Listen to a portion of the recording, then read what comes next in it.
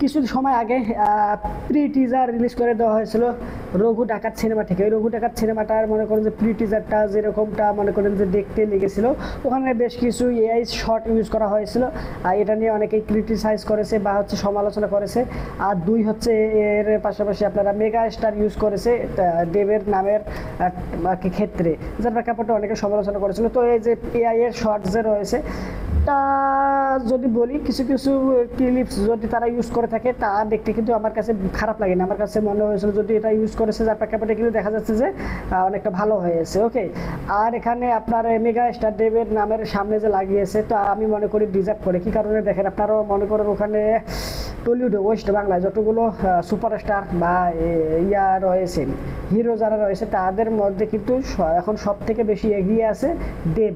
আপনার মনে করেন যে সে যে সব সিনেমা নিয়ে আসতেছে, প্রত্যেকটা সিনেমাই মনে করেন যে ব্লকবাস্টার বা সুপার ডুপার হিট হয়ে আসতেছে। ওকে, এর পাশাপাশি তার মনে করেন যে ফিজিক্সের দিক থেকে সেও অন্যদের থেকে এগিয়ে, মনে করেন মানে ওভারঅল সব দিক থেকে সে এগিয়ে, যার প্রেক্ষাপটে তার নামের ক্ষেত্রে মেগা স্টার ব্যবহার করবে, এটা আমি মনে করি যে ডিজার্ভ করে সে। ওকে, যাই হোক, তো এর বিষয়ে বেশি কিছু না বলি। তো রঘু ডাকাতের যে অফিসিয়াল টেজার রিলিজ করে দেওয়া হয়েছে, অফিসিয়াল টেজারটা ভাই মানে কি বলবো, যখন দেখছিলাম তখন একটা গুজবাম্প ফিল হচ্ছিল। মানে ভাবছিলাম যে এটা কি আসলেই কি বাংলা কোনো ওয়েস্ট বাংলার যে সিনেমার যে নির্মাণ হয়, সেই ওয়েস্ট বাংলার সিনেমার থেকে এই টেজারটা বেরিয়েছে। মানে আমি বিশ্বাস করতে পারতেছিলাম না। কি কারণে ভাই রে ভাই, কি বলবো, এর যে সিনেমাটোগ্রাফি বা কালার গ্রেডিং একটি একদম ধৈর্য রাখছে। লার্জার দ্যান লাইফ কাকে বলে এবার দেখিয়ে দেবে।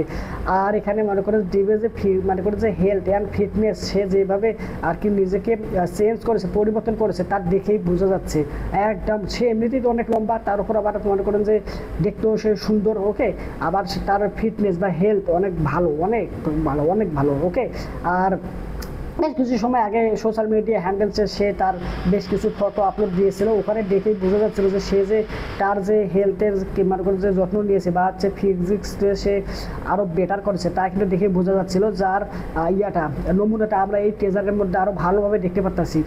আর যদি এই টেজারে আরও অন্যান্য অভিনেতাদের কথা বলি, সেটা হচ্ছে অনির্বাণ। ওরা ভাই অনির্বাণকে যেভাবে গেট আপ করিয়েছে, একদম লম্বা চুল, কীরকম মানে শয়তানের মতো হাসি দিতেছে, আরে বাবা।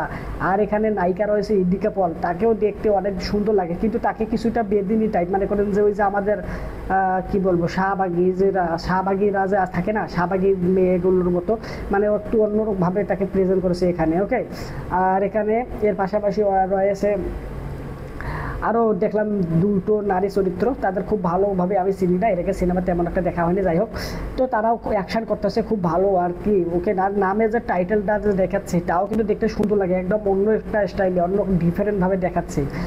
আর এখানে যে ডায়লগগুলো, রে ভাই কি বলবো, এক একটা ডায়লগ তো মনে করেন যে বোমার ফাটালে যা শব্দ হবে তার থেকেও বেশি। ওকে, এখানে দেব যে একটা এটা কি জানি সোরা না কি জানি কয়, এটা মানে কি কয়, সিঁদুরের মধ্যে সুপা লাগায়া নিজের বুকের মধ্যে এমনি করে বাড়ি দিতেছে, আর যেভাবে চাহুনি মানে খায়ালায়ার মতো অবস্থা।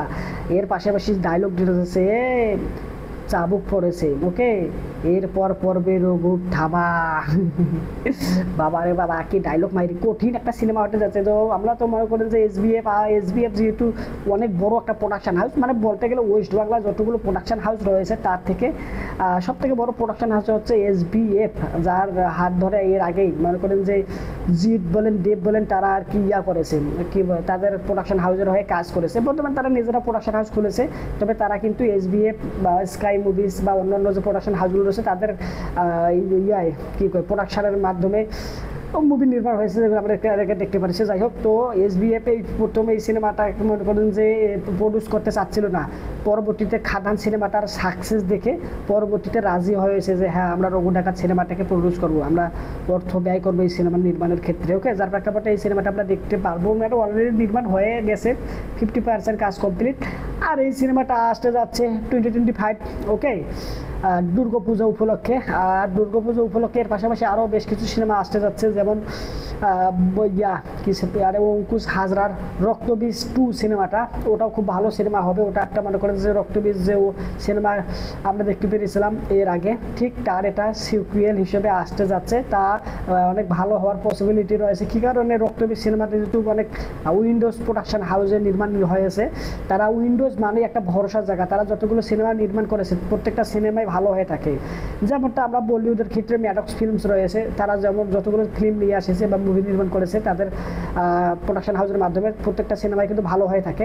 ঠিক একইভাবে ওয়েস্ট বাংলা বা কলকাতা এই ইন্ডাস্ট্রিতে যদি বিশ্বাস করার মতো কোনো ইয়ে থাকে প্রোডাকশন হাউস থেকে, সেটা হচ্ছে উইন্ডোজ। তাদের প্রোডাকশনের মাধ্যমে যেগুলো মুভি নির্মাণ হয় তা কিন্তু অনেক ভালো থাকে। তো যার প্রেক্ষাপটে রক্তবীজ, বহুরূপী এবং এর পরবর্তীতে এখন আসতে যাচ্ছে রক্তবীজ 2, অবশ্যই ভালো হওয়ার পসিবিলিটি রয়েছে। তো যাই হোক, আমরা এই টেজারটা যে আমি দেখেছি, টেজারটা দেখে আমার সত্যি খুব ভালো লাগছে। আমি এখন পর্যন্ত প্রায় 10 বারের মতো দেখেছি, আমার এখনও তৃপ্তি মেটে নাই। ওকে, আমি এই যে রিভিউ করতেছি, রিভিউয়ের পরে গিয়ে আবারও দেখবো অনেক কয়েকবার। ওকে, মানে যতই দেখি না কেন আমার ততই ভালো লাগে। মানে এমন একটা টেজার বানাইছে ভাই, সত্যিকার অর্থেই ভালো, যা বলে বোঝানোর মতো না। ওকে, তো আপনারা যারা এই যে রঘু ডাকাত সিনেমার টেজারটা দেখেছেন, তো আপনাদের কেমন লাগছে অবশ্যই কমেন্ট করে জানান। ভিডিওটা লাইক দেন, চ্যানেলটা যদি সাবস্ক্রাইব করা না থাকে তাহলে চ্যানেলটা সাবস্ক্রাইব করে সম্পূর্ণ ভিডিও দেখার জন্য আপনাকে জানাচ্ছি অসংখ্য ধন্যবাদ। I hope always understands or no talk for this subject. Thanks you very good by.